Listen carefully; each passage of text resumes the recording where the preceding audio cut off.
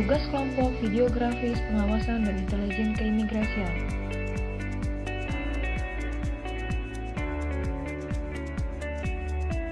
A. Pemberian DPRI terhadap WNI. Poin utama, terdapat TKI non-prosedural yang mengajukan paspor di kantor imigrasi kelas 2 non-TPI Bekasi. Fakta-fakta di lapangan. Menurut arahan dari Kasubsi Dokumen Perjalanan Keimigrasian Kanim Bekasi, Bapak Trister Slolon menjelaskan bahwa pemberian DPRI terhadap WNI harus mengutamakan pelayanan, serta tidak mengesampingkan pengawasan.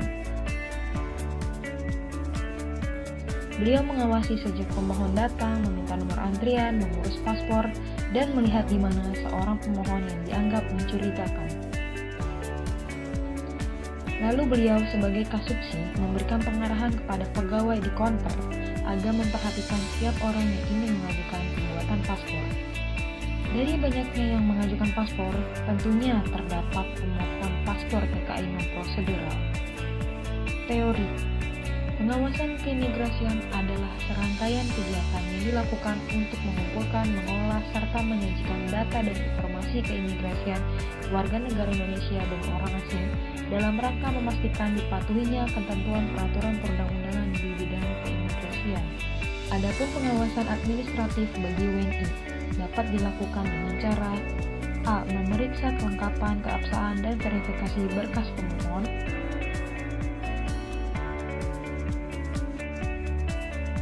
B. Melakukan wawancara terhadap kelayakan pemohon untuk dapat diberikan DPRI, dan C. Memasukkan data pemohon ke aplikasi DPRI pada SIMKIM.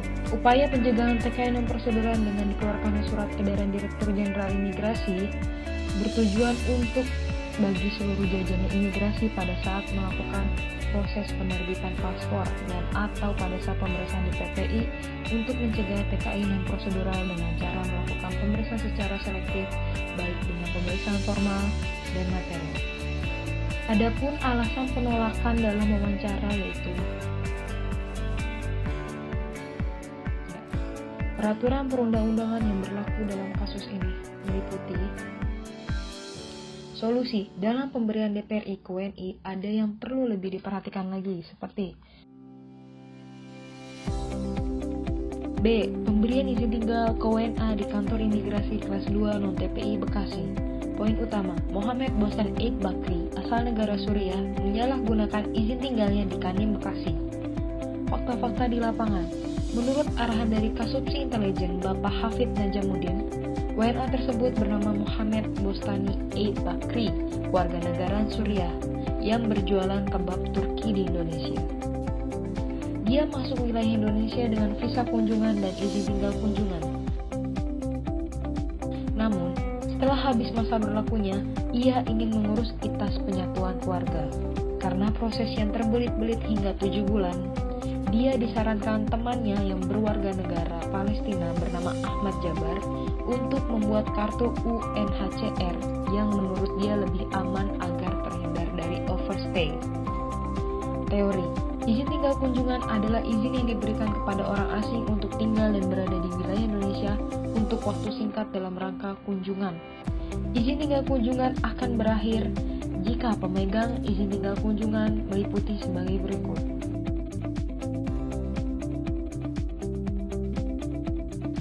Dalam kasus ini, jika Mohamed Bostan Eid Bakri sudah menjadi pengungsi, dia tidak dimungkinkan untuk mendapatkan ITAS ataupun ITAP.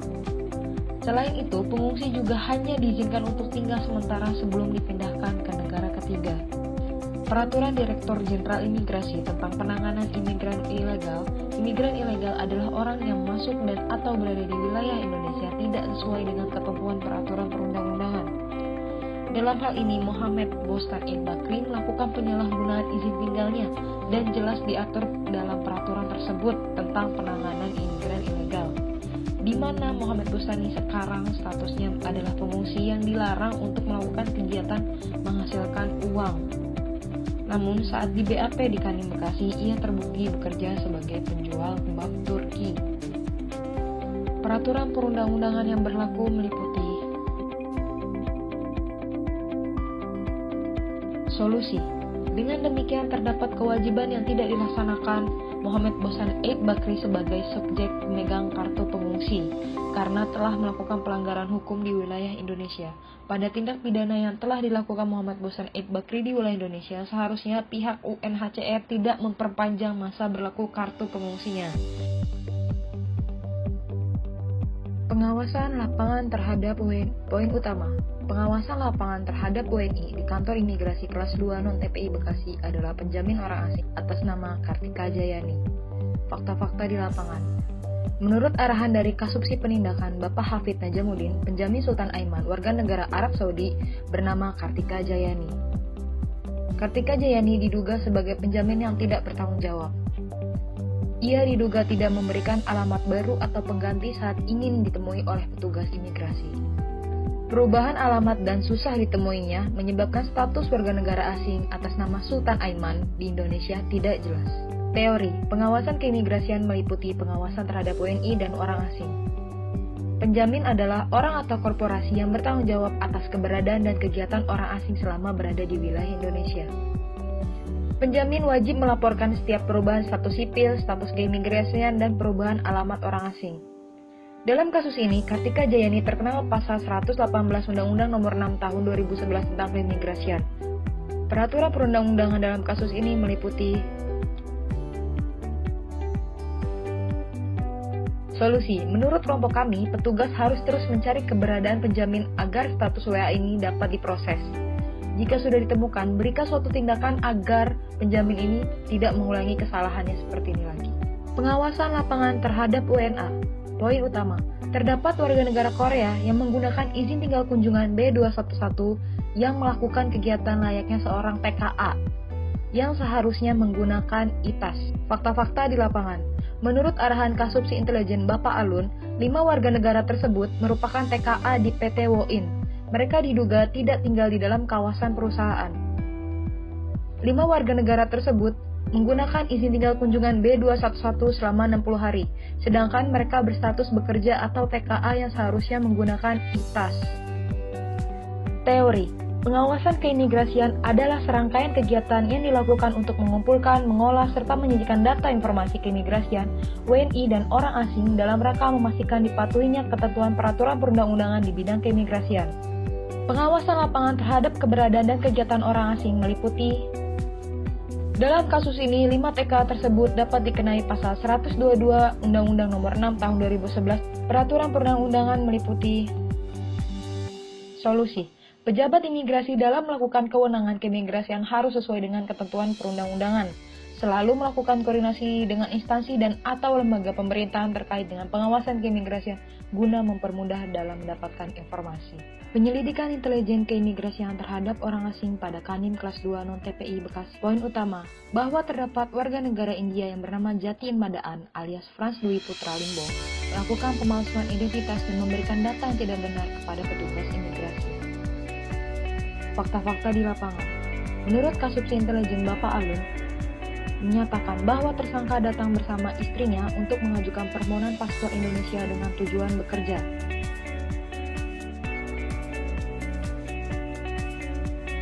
Saat petugas wawancara menanyakan ijazah Frans Limbong, ternyata Frans Limbong tidak dapat menunjukkan data tersebut.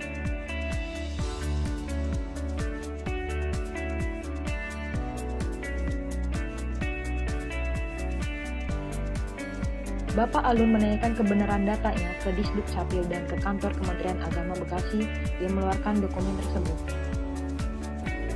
Ternyata benar dugaannya bahwa dokumen tersebut tidak terdaftar. Karena hal tersebut, petugas imigrasi Bekasi pun melakukan penyelidikan terhadap warga negara asing. Berdasarkan pasal 1 angka 5 KUHP, penyelidikan adalah serangkaian tindakan penyelidik untuk mencari dan menemukan suatu peristiwa yang diduga sebagai tindak pidana guna menentukan dapat atau tidak dilakukan penyidikan menurut cara yang diatur dalam undang-undang. Penyelidikan keimigrasian adalah kegiatan atau tindakan pejabat imigrasi untuk mencari dan menemukan suatu peristiwa yang diduga sebagai tindak pidana keimigrasian. Penyelidikan merupakan tindakan awal untuk mencari dan menemukan apakah ada tindak pidana yang terjadi. Penyelidikan dibutuhkan karena tidak semua kejadian dapat dilaporkan di kantor imigrasi. Penyelidikan hanya dapat dilakukan oleh penyelidik yang diberi wewenang untuk melakukan penyelidikan. Peraturan perundang-undangan dalam kasus ini meliputi solusi. Menurut kelompok kami, dalam hal ini petugas sudah teliti dalam memeriksa dokumen sehingga terlihat kejanggalan, yaitu kekurangan dokumen yang diminta. Dalam melakukan penyelidikan, disarankan petugas imigrasi dapat melakukan tugasnya sesuai peraturan dan SOP yang ada. Pengamanan instalasi vital di kantor imigrasi. Poin utama, pengamanan instalasi vital pada kantor imigrasi kelas 2 non-TPI Bekasi. Fakta-fakta di lapangan. Menurut arahan Pak Andri Hermawan selaku Kepala Urusan Umum Kantor Imigrasi Bekasi, untuk jaringan kami terdiri dari jaringan listrik, jaringan LAN, dan jaringan sprinkle air. Pengamanan instalasi vital adalah setiap hari ada yang menjaga kantor dan setiap 1 minggu ada yang menjaga maintenance, trafo, cubicle, dan panel. Teori. Intelijen pengamanan keimigrasian adalah intelijen yang diimplementasikan dalam melaksanakan tugas pokok Direktorat Jenderal Imigrasi untuk mewujudkan keamanan di bidang keimigrasian. Tujuan PAM Intelkin.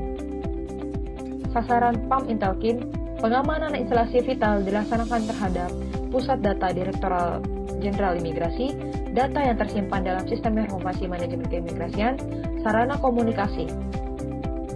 Cara pelaksanaannya sebagai berikut. Dalam peraturan perundang-undangan kasus ini meliputi solusi. Petugas harus lebih selektif dalam melihat keadaan ancaman dan deteksi dini dalam pengamanan kantor dan instalasi vital.